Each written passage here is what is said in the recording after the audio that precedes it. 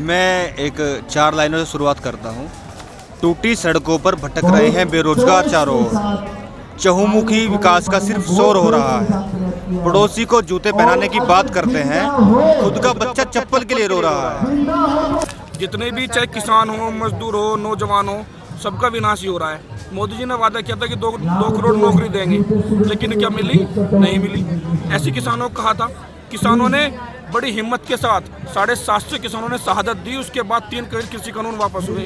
तो जो वर्तमान में जो नीट की परीक्षा चल रही है, जो एग्जाम है, इसमें भी न जाने कितने लोग शहादत दे चुके हैं अब तक अपनी।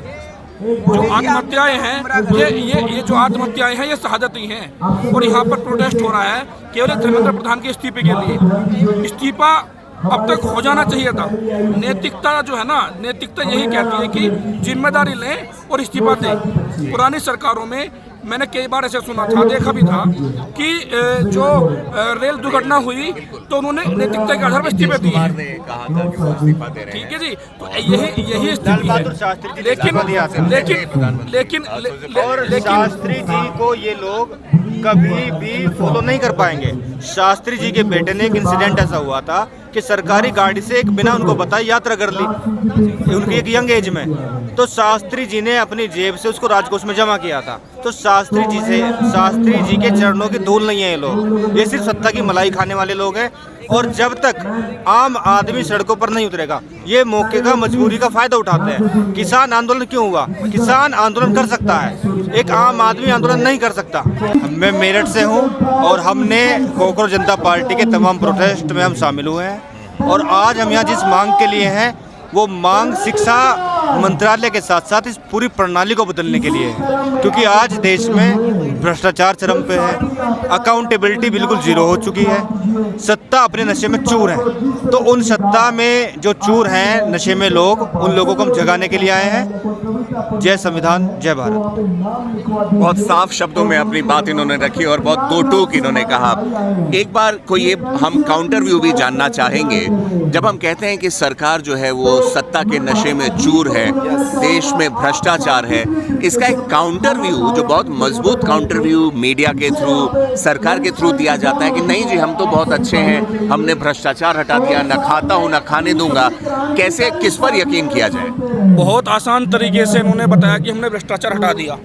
जितने भी भ्रष्टाचारी हैं सबको अपने साथ मिला लिया। अच्छा, जितने भी भ्रष्टाचारी हैं मंच पे खड़ा होकर कहते हैं कि ये बेईमान है, ये चोर है, इसने भ्रष्टाचार किया है।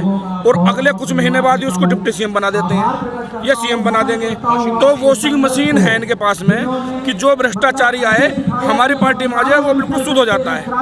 तो सरकार बनाने में और बिगाड़ने में जो भ्रष्टाचार है वो फला फूल रहा है अच्छे तरीके से।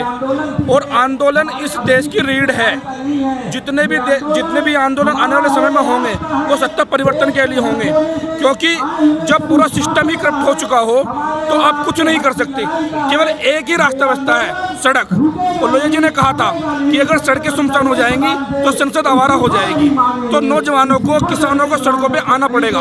और जब सड़कों पर उतरेंगे तभी इस देश में बदलाव आएगा। और वो बदलाव चाहे शिक्षा में हो, चाहे सरकार में हो। बदलाव की बात करते हैं। और भी मित्र यहाँ पर जुड़े, आप लोग भी थोड़ा इधर हो जाएंगे तो हमारे कैमरे में आ जाएंगे। मैं आपसे जानना चाहूँगा, अभी बंधु ने कहा कि भाई जो भ्रष्टाचार है वो फैला हुआ है।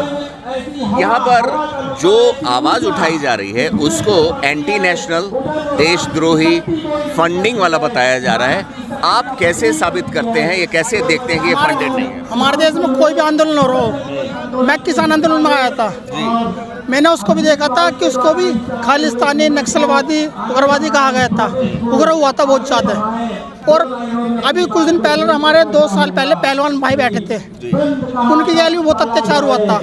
अभी तक मुझे तो लगा नहीं, मैं 22-23 साल का हो गया हूँ, मेरे सामने 2-3 आंदोलन हुए, किसी को न्याय मिला हो, सिर्फ सिवाय किसान आंदोलन के, उनके सिवा किसी को न्याय नहीं मिला। ये सरकार बहुत बेकार है।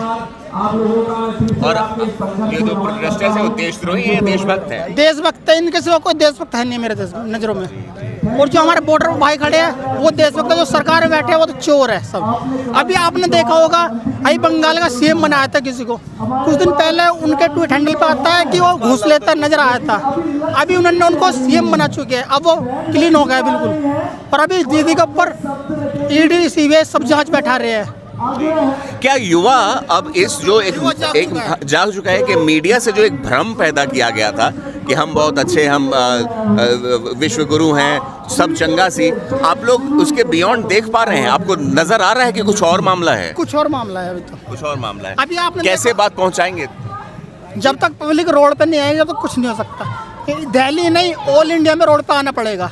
जी जी। दिल्ली से बुरा कुछ नहीं हो मत पाएगा। मानिए, आप भी मीडिया से हो, लेकिन कुछ जो मीडिया है ना, नेशनल मीडिया, ये बिक चुकी है। लोकशाही का जो स्तंभ होता है ना, 4 स्तंभ में से एक स्तंभ मीडिया होता है, ये मीडिया ही है। अभी देखो, मीडिया ही नहीं लॉन्च, मोदी जी को लॉन्च किसने किया 2012 में? मीडिया ने किया, क्योंकि कांग्रेस से ये जनता तंग हो चुकी थी, त्रस्त हो चुकी थी कि छोड़ो भाई, अब अच्छा काम कौन करेगा? तो बीजेपी करेगी। तो मोदी जी 50 दिन दीजिए, मैं काला धन लाऊंगा, इतने दिन दीजिए, मैं ना खाऊंगा ना खाने दूंगा, लेकिन मैं खाऊंगा लेकिन दूसरों को नहीं खाने दूंगा, ये इनका हो गया है।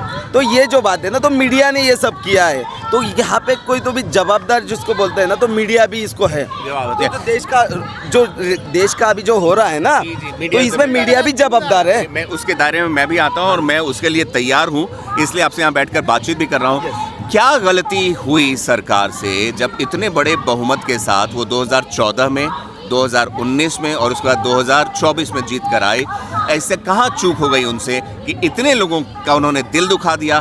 22 मिलियन से ज़्यादा यहाँ पर इस प्रोटेस्ट के हिस्सा बनने को तैयार है। देखिए, वो उनसे गलती कुछ नहीं हुई है, वो अपने मिशन पे हैं। अच्छा। नरेंद्र मोदी जी के जो गुरु हैं ना, वो हैं गोलवलकर।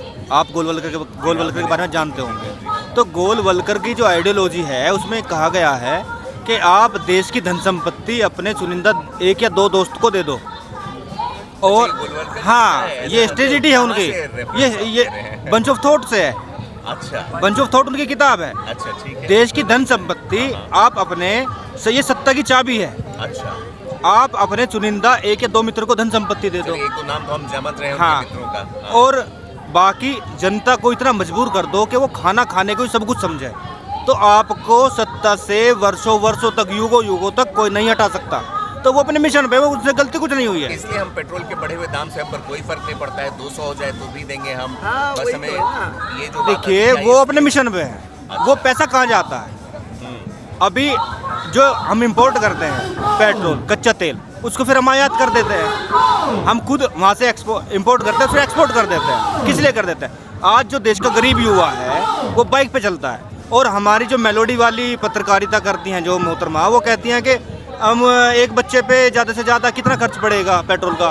200-300 रुपये महीना बढ़ जाएगा। उन मोहतरमा को इतना नहीं पता क्या कि जो इस देश का ट्रांसपोर्टेशन है, जो केरल से यहाँ आम आता है, जो यहाँ से गेहूँ जाता है, जो इंपोर्ट एक्सपोर्ट इस देश के अंदर है, उस पे दाम बढ़ेगा। वो सीधा आम आदमी की जेब पे जाएगा। तो सरकार तो अपने अच्छे रास्ते पे, अपने मिशन पे है। उन लोगों का मकसद है इस देश में फिर से वही एक गुलामी वाला माहौल बना देना और सत्ता में रह करके लाभ उठाना, क्योंकि ये लोग तो अंग्रेजों के साथ रह करके इस देश को गुलाम बनाना चाहते हैं। दोपहर के 1:20 हो चुके हैं, लंच का समय हुआ है, लेकिन यहाँ पर जो जोश और जुनून है वो थमता नजर नहीं आ रहा है। अभी अभिजीत दीपके ने इस मंच से ऐलान किया है कि लंच के लिए, जो कि गुरुद्वारा, यहाँ जो दिल्ली में जो गुरुद्वारा है कनॉट प्लेस के आसपास, वहाँ से गुरुद्वारे से खाने की व्यवस्था की गई है।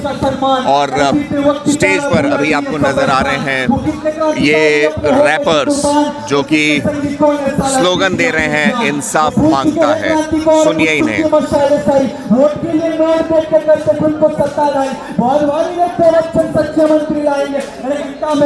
ये रैप सॉन्ग इंसाफ मांगता है। एजुकेशन मंत्री इनके भविष्य की मानते, बेच दिया है देश मेरा, माफी तक नहीं मांगते। कॉकरोच खा लेंगे कुर्सी तुम्हारी, खत्म नहीं होगी क्रांति जब तक कुर्सी से नहीं उतार। इंसाफ मांगता, इंसाफ मांगता। और आप ये देख रहे हैं, ये स्लोगन का नया तरीका इंसाफ मांगता है। यहाँ पर अभी अगर हम प्रोटेस्टर्स के नंबर्स की बात करें तो आप एक बार दिखाइए पूरा का पूरा यहाँ का नज़ारा।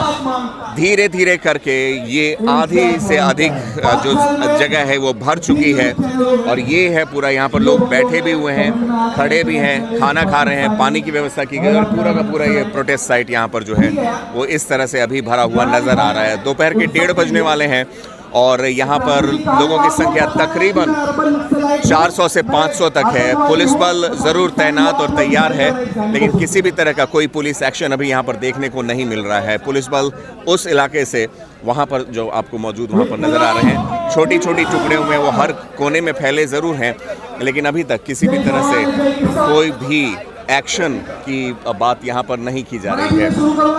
अभिजीत दिपके ने अभी जब खाने के लिए अपील की तो उन्होंने पुलिस वालों को भी कहा कि आप लोग भी दिन में ड्यूटी कर रहे हैं तो आप आइए और हमारे साथ खाना खाइए। He asked them to break bread with them, और ये बात दर्शाती है कि वो पुलिस से खास करके उनसे कोई गुरेज नहीं है। उनका बार बार कहना है कि पुलिस को जिनसे कमांड मिल रहा है मैसेज उन तक पहुँचाना है। डिमांड साफ है, ये बात तय हो गई है अभी भी कि कैसे धर्मेंद्र प्रधान का इस्तीफा और साथ ही साथ प्रधानमंत्री को भी इस बार अभिजीत दिपके ने सीधे नाम लेते हुए कहा कि अगर प्रधानमंत्री उसका रेजिग्नेशन नहीं मांगते हैं धर्मेंद्र प्रधान का, तो वो एक तरीके से खुद जिम्मेदार होंगे उन बच्चों के सुइसाइड्स के लिए जो अभी खबरों में आ रही हैं। यहाँ कुछ समर्थक यहाँ पर बैठे हुए हैं और थकान के बाद धीरे से फिर से वो बैठ रहे हैं। आइए आपसे बैठकर ही बातचीत करेंगे हम लोग। चलिए, जय हिंद सर। जय हिंद। अपने जवाब को सीमित छोटा रखिएगा ताकि हम ये फीड आराम से भेज सकें। बहुत बड़ा फीड हो जाता है तो दिक्कत होती है। कहाँ से आए हैं, क्या मुद्दा है? मेरा नाम सम्राट सोनोने है और मैं महाराष्ट्र से आया हूँ। महाराष्ट्र से आए हैं? कब पहुँचे यहाँ पर? मैं तो परसों से ही आया था, एक दिन पहले ही आया था। मैं 6 तारीख का जो था ना पहला प्रोटेस्ट, 6 जून को तो था। उसमें भी था, नागपुर में था, जयपुर में था, पुणे में था, अभी यहाँ पे भी आ गया हूँ। अच्छा, ठीक है। तो ये जो प्रोटेस्ट यहाँ पर चल रहा है अभिजीत दिपके के समर्थन में आप आए हैं, yes. आपको सही लगता है कि जो मांग रखी जा रही है बिल्कुल जायज़ है? ये सही है ना, तो इसलिए यहाँ तक आए जी, हैं। देखो क्या है, जो ये है ना शिक्षण व्यवस्था, इसमें पूरा गटर हो चुका है, गटर गंदगी हो चुकी है। तो ये गंदगी साफ करने के लिए जो युवा आगे बढ़ रहे हैं ना, तो ये जरूरी है। इसलिए हमें भी लगता है कि देश के लिए कुछ करे, देश के युवाओं के लिए कुछ करे। माना कि नीट के एग्जाम में हमारा कोई नहीं, या हम एग्जाम नहीं दे रहे, लेकिन देश हित के लिए ये प्रोटेस्ट हो रहा है, युवाओं के लिए हो रहा है। तो हमें भी होता है कि फूल नहीं तो फूल की पंक्तियां तो सही, तो हम इसमें कुछ तो भी करें, तो इसलिए आए। देखिए, समर्थन है कि एक छोटी बूंद के साथ ये सागर भरता हुआ अपने पैसे खर्च करके महाराष्ट्र से यहाँ तक आए हैं। बिल्कुल। आप बताएं कैसे यहाँ आना हुआ, क्या मैसेज देना चाहेंगे? मैं एक 4 लाइनों से शुरुआत करता हूँ। टूटी सड़कों पर भटक रहे हैं बेरोजगार चारों ओर, चहुमुखी विकास का सिर्फ शोर हो रहा है। पड़ोसी को जूते पहनाने की बात करते हैं, खुद का बच्चा चप्पल के लिए रो रहा है। Subscribe to One India and never miss an update. Download the One India app now.